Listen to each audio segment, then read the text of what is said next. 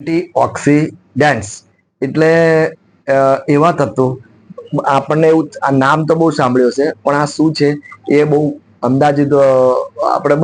બહુ ખબર ના પડે એટલે આપણે એવું કહીએ કે વિટામિન એન્ટીઓક્સિડન્ટ્સ એટલે શું છે તો કે પહેલો તો શું છે કે આપણા શરીરમાં અમુક પ્રક્રિયાઓ થતી હોય છે શ્વાસ લેવાની કે બધું રુધિર બનવાની ને પાચન થવાની બધી ક્રિયાઓ બધી બનતી રહે છે અને એ ટાઈમમાં શું આપણા શરીરમાં જે ગયેલો ઓક્સિજન હોય એ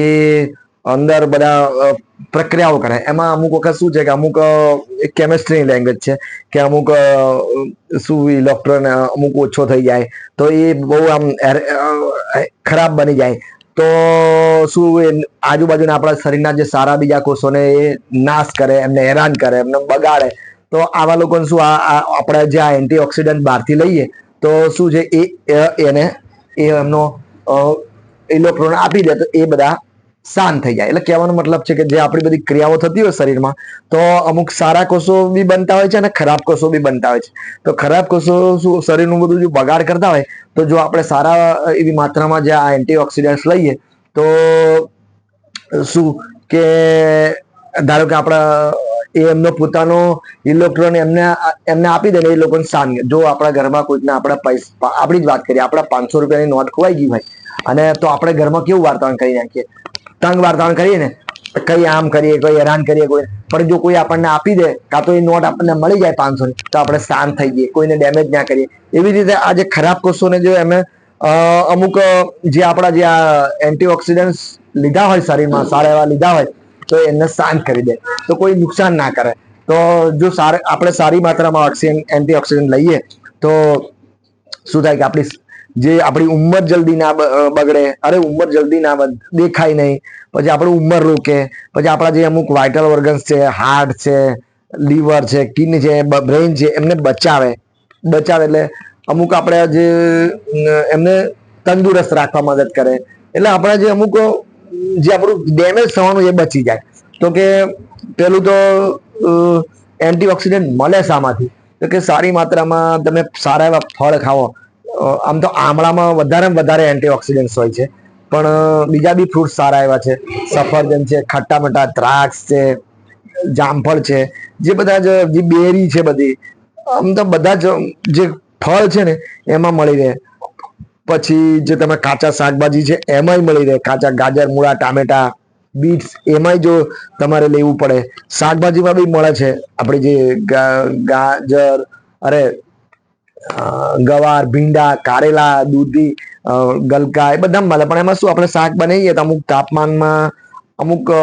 તળીએ આમ તેમ બનાવીએ તો અમુક એમના વિટામિન્સ જે બધા છે અમુક નાશ પામતા હોય છે આવા બધા તો શું સારું એવું આપણને એવા મળે નહીં તો જો આપણા ડીશમાં અમુક ફ્રૂટ્સ સારા એવા હોય અમુક કાચા સલાડ સારા એવા હોય તો આપણને શું છે કે લાંબે ગાળે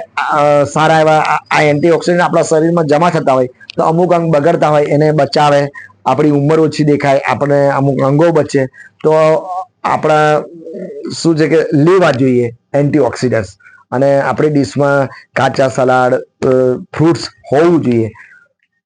સફરજન એટલે તો સફરજન વિશે કહેવાયું છે કે ભાઈ 2 સફરજન રોજના 1-2 સફરજન ખાઓ તો તમારા ડોક્ટરથી દૂર રહેવાય અમુક ફ્રૂટ્સ જેના ડીશમાં હોય સલાડ હોય એ લોકોને સારું એવું ફાયદો થાય ઉંમર પણ તમારી ઓછી દેખાય એટલે હવે એન્ટીઓક્સિડન્ટ્સ કયા કયા કહેવાય તો કે જો vitamin A C E selenium zinc magnesium copper એ બધા અમુક જરૂરી સારા એવા આપણા એન્ટીઓક્સિડન્ટ્સ કહેવાય તો આપણા જે આજે ખરાબ જે આપણા કોષો બને છે ને એનું કારણ શું તો કે વધારે આપણા શરીરમાં કોષો કેમ બનતા હોય અમુક માત્રામાં તો જો આપણી બધી ક્રિયાઓ થવાની એટલે આપણું જે ઓક્સિજન અમુક બ્લડમાં લોહીમાંથી જવાનું અને અમુક ક્રિયા અમુક તો બનવાના જ છે પણ આપણે બચાવી શકીએ તો કે વધારે ના બને તો એના માટે શું આપણે અમુક વ્યસન તમાકુ બીડી બિસ્ટોલ છે દારૂ આલ્કોહોલ એ ઓછા રાખવા જોઈએ પછી મેન છે શું છે કે આપણું એક શું કહેવાય તણાવ ટેન્શન જે આપણું તણાવ ને ટેન્શન વાળું જીવન હોય તો બી અમુક બનવાના છે અને બગડવાનું છે શરીર તો તણાવ ટેન્શન વગર ઓછો કરવા પ્રયત્ન કરીએ જે મગજમાં વારે ઘડીએ ટેન્શન, ચિંતા, ડિપ્રેશનમાં જતા રહે એ ઓછું કરવા ટ્રાય કરીએ. પછી જે આપણી અમુક જીવનમાં લાઈફસ્ટાઈલમાં જે એકદમ બેઠાડું જીવન હોય તો થોડું હલનચલન વાળું જીવન, એટલે એટલીસ્ટ 30 થી 25 મિનિટનું સલંગ કોઈ કામ કરીએ કે જેનાથી શું ફાયદો થાય. સલંગ તો કશું ના થતું હોય તો એટલીસ્ટ ચાલવાનું, વોકિંગ તો થાય આપણાથી. પછી બીજું તો શું છે કે આવું બધું આપણે તણાવ વગરનું જીવન જીવીએ. અમુક સારા એવા હા, અને કોઈ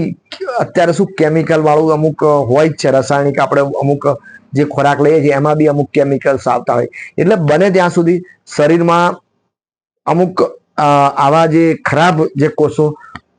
ઓછા બને એના માટે પ્રયત્ન કરીએ. બનવાનો તો છે જ કે એના વગર શક્ય નથી. સારા એ બનશે, ખરાબ બનશે, પણ જે અમુક ઓછા માત્રામાં બને એના માટે પ્રયત્ન કરીએ આપણે. તો અમુક તણાવ વાળું, ટેન્શન વાળું, અમુક બેઠાડું જીવન બહુ જીવતા હોય તો અડધો કલાક વોકિંગ કરીએ, ટેન્શન ફ્રી રહીએ. પછી અમુક વોકિંગ કરીએ અને આપણી જે જમવાની ડીશમાં કાચા સલાડ લઈએ, ગાજર, મૂળા, ટામેટા, બીટ્સ અને ફ્રૂટ્સનું આપણે જે અમુક આપણા રોજિંદી ડીશમાં ફ્રૂટ્સનું પણ સારું એવું મહત્વ છે, એને પણ સમજીએ. પછી તો બીજું તો શું છે કે અમુક તળેલું અને જે ડેરી આઈટમ છે, વધારે પડતી ભારે આઈટમો છે, મીઠાઈ, સ્વીટ્સ વધારે છે, જે પ્રોસેસ થયેલી આવેલી છે, જે કુદરત આપણને ડાયરેક્ટ આપે છે એ નહીં. ધારો કે જે આપણે કુદરત ડાયરેક્ટ મળે છે, આપણે કોઈ બી જ્યુસ પીએ તો એમાં કંપની કંઈક બનાવીને આપે. જે બહાર જઈએ તો એના કરતાં તો ધારો કે સિમ્પલ સમજાવું, કોઈ નેચર તરીકે ડાયરેક્ટ લેવા પડે. શેરડી રસ લેવા જાય તો ડાયરેક્ટ આમ પીસીને એ લોકો આપી દે છે, બહુ બીજી પ્રોસેસ થતી નથી. પણ કોઈ જ્યુસ પીવા જઈએ, કોઈ બરફનો કોઈ રસ પીવા જઈએ તો એમાં શું 2-3 કેમિકલ્સ નાખીને બનાવે. અમુક એ અંદર શું બનાવી નાખે, અંદર કેમિકલ નાખે, ના શું નાખે ને પ્રોસેસ થાય. એટલે કે વધારે પડતી પ્રોસેસ થાય. કંપનીની પ્રોડક્ટ્સ જે પેકિંગમાં આવે, પડીકા થાય, એમાં બી પ્રોસેસ થાય. એમાં બી સાચવા માટે અંદર અંદર શું શું નાખવામાં આવે, જે કેમિકલ્સ આપણા શરીરમાં બિનજરૂરી ખરાબ તત્વો આપણા શરીરમાં ઉમેરાય. એટલે મેદાની આઈટમો, ડેરી પ્રોડક્ટ્સ, કંપની પ્રોડક્ટ્સ અને અમુક બહારથી જે આપણે જે વધારે પડતી પ્રોસેસ થઈને આપણી પાસે વસ્તુ આવે તો એના કરતા નેચર તરફથી ડાયરેક્ટ લેવામાં આવે આપણને, એમાં આપણને સારું એવું કેમિકલ્સ આપણા શરીરમાં ઓછું ઉમેરાય અને આપણે એન્ટીઓક્સિડન્ટ્સ જે શરીરમાં જરૂરી છે એ આપણને મળી જાય. તો આપણા શરીરમાં અમુક ખરાબ જે કોષો બને નહીં એના માટે આપણે ધ્યાન રાખવું જોઈએ.